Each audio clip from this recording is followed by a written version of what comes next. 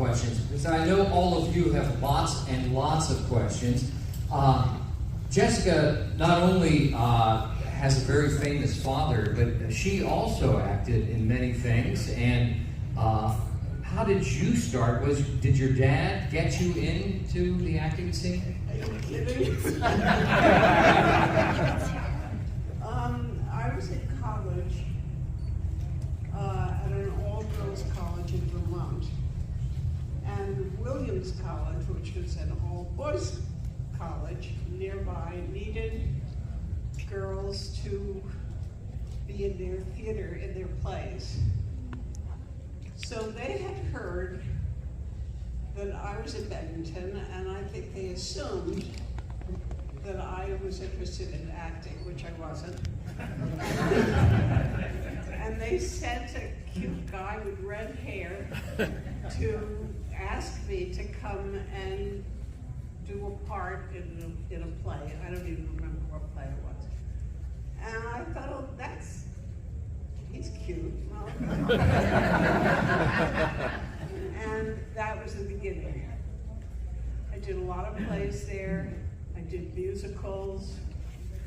I had a great time. I fell in love a couple of times. Then, when I graduated, I knew I had to tell my father that I wanted to be an actress, and I was very nervous because I thought he would be upset. And I told him, and he said to me, okay, what do you want to do now? And I said, I want a year in New York. And he said, you got it. And that was how. And I went to New York and I studied acting, and I was a stage manager, and I sewed costumes, and I ran a light board, and I did all the crap that you have to do to find out about the theater. And then I started getting acting jobs, and that's how it started. Okay, and you did a lot of TV as well. But that was generally after I moved back to Los Angeles. Right. What about some of the, I actually had a small part in Sting, and how did all that come about? Well, interestingly enough, I didn't want anybody to know that I was the daughter of this man with this incredible voice. He didn't have that incredible voice. And I wanted to do it by myself. It seems kind of stupid right now. So people did not know, generally. But a cute thing happened when I got a part in the first women's lit movie that was ever done, called Stand Up and Be Counted. And it was a good part. I played the foreman in a bra factory who staged a riot. And I had a great old time, and Jackie Cooper was directing. And nobody knew about my father. I mean, I didn't ever say anything, and people generally didn't ask. Probably because even though we had the same last name, or I had his name, he was 48 when I was born. So it was like there was a big age difference, and people didn't kind of think that, I guess, make the connection. And at the end of the shoot, or almost the end, Jackie Cooper said to me, "Can I ask you a question?" He's directing the movie, right? And I said, sure. And he said, "Are you by any chance Claude Rains' daughter?" And I said, "Yes, I am." And he did something adorable. He had a chair made for me. He went to the art department, and he had them write my name on the back of one of those director's chairs, and he brought it to me on the set and made a little speech, and it's really sweet. Before we talk more about your father or take questions here, this actually is about your father. We've all seen your father in so much. I mean, it's just, the resume is incredible. What was he like as a person at home?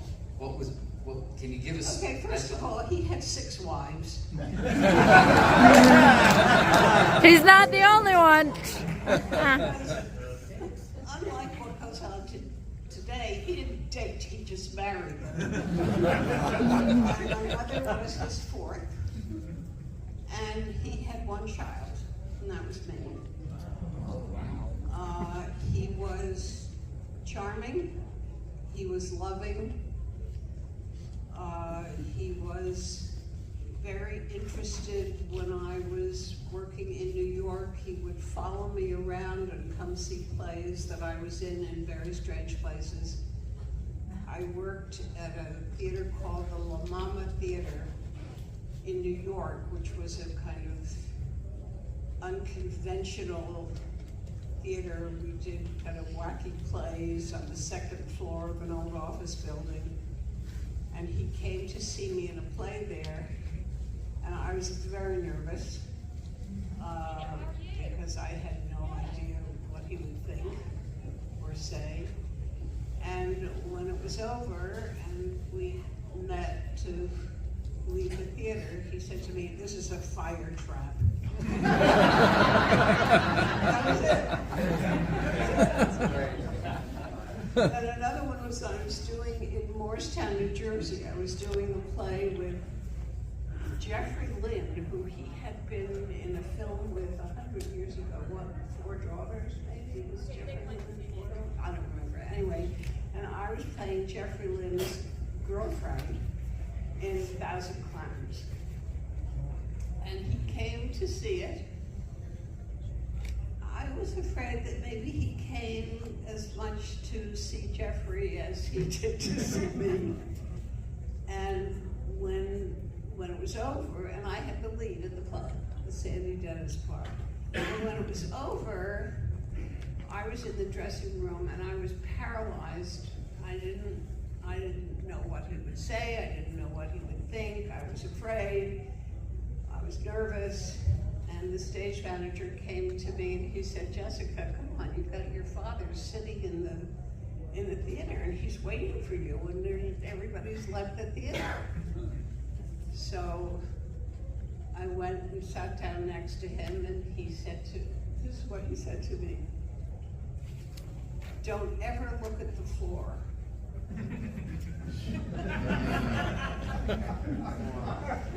I've heard you tell this story before, but maybe not everyone here has heard this, but didn't you go to a theater and watch, I think, The Invisible Man with your father?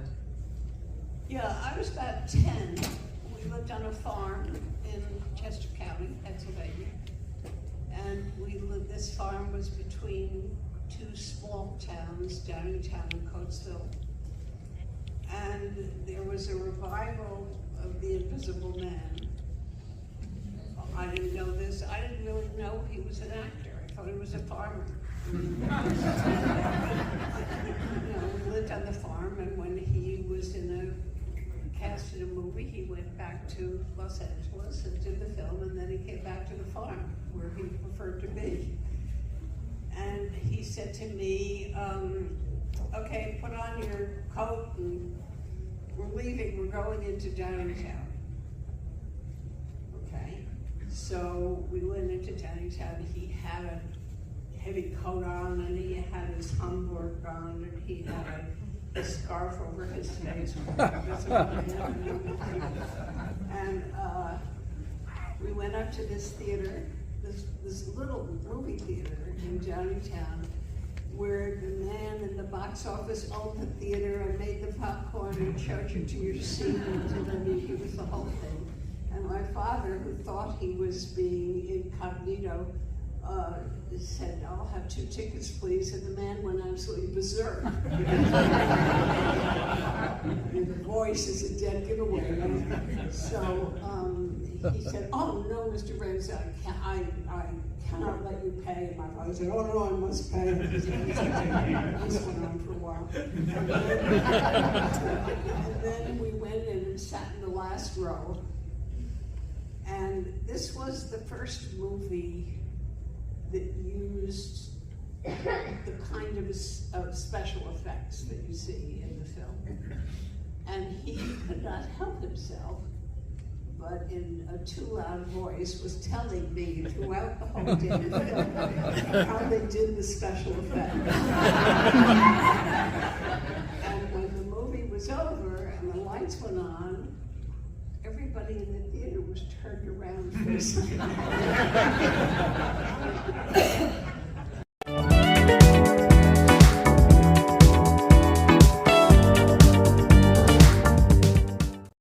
You said your father didn't talk about his acting career. Did he talk about any films he especially liked or disliked making? Disliked about what? Did your father talk about films that he liked or disliked? Maybe? Never. I mean, never. Not only did he not talk about it, he never saw anything he was in except for The Invisible Man. He wasn't interested in the final product. He was interested in the process. And the process is pretty exciting. I mean, he didn't talk to me about his career. He didn't talk to me about mine, except maybe not to look at the ground.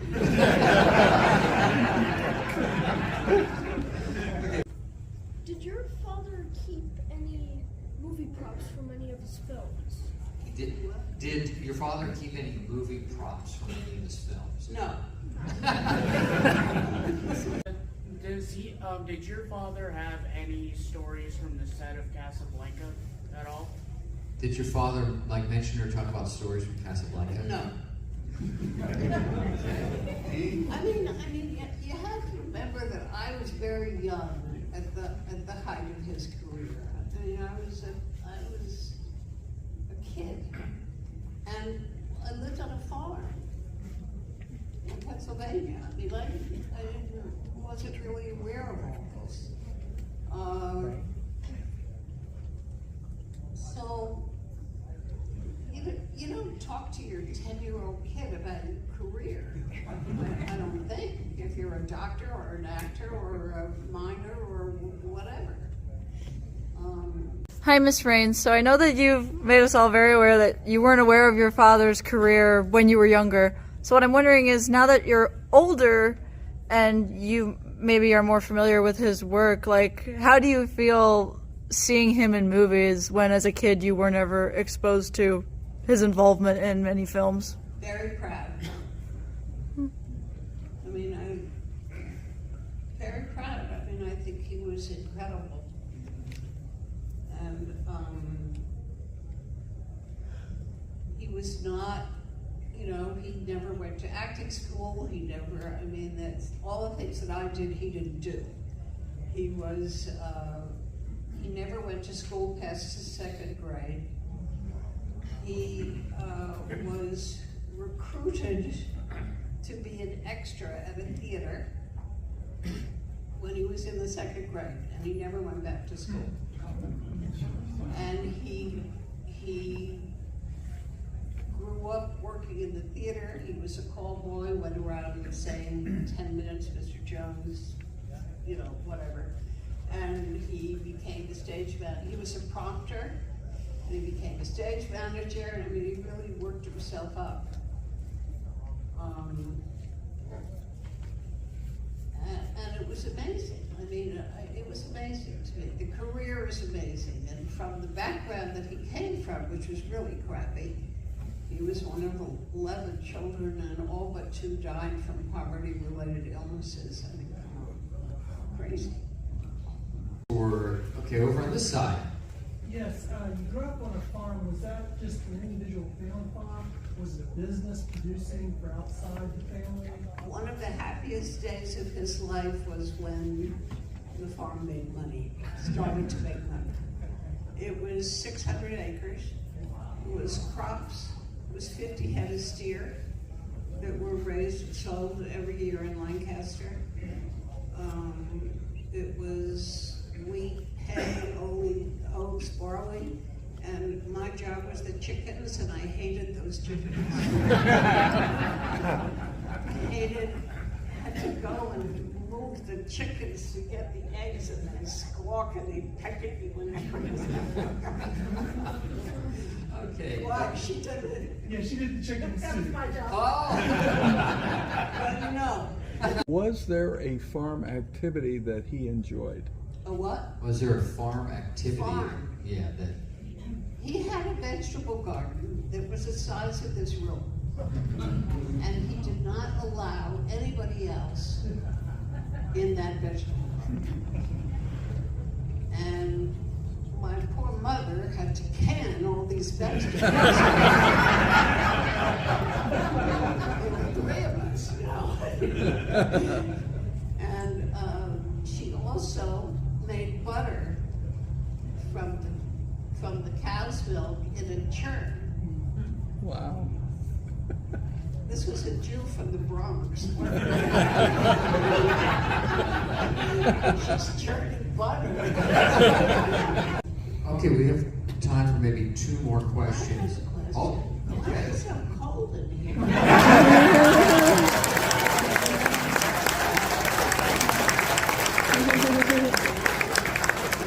have on a sweatshirt. I've gone twice now in the last couple hours to the front desk asking for it to knock off the AC. And I guess after this I'll be doing it a 3rd time.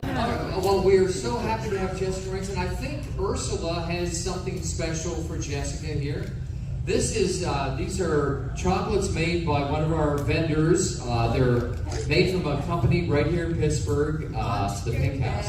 Guess upon For Jessica Rings, for Monster Back. Thank you.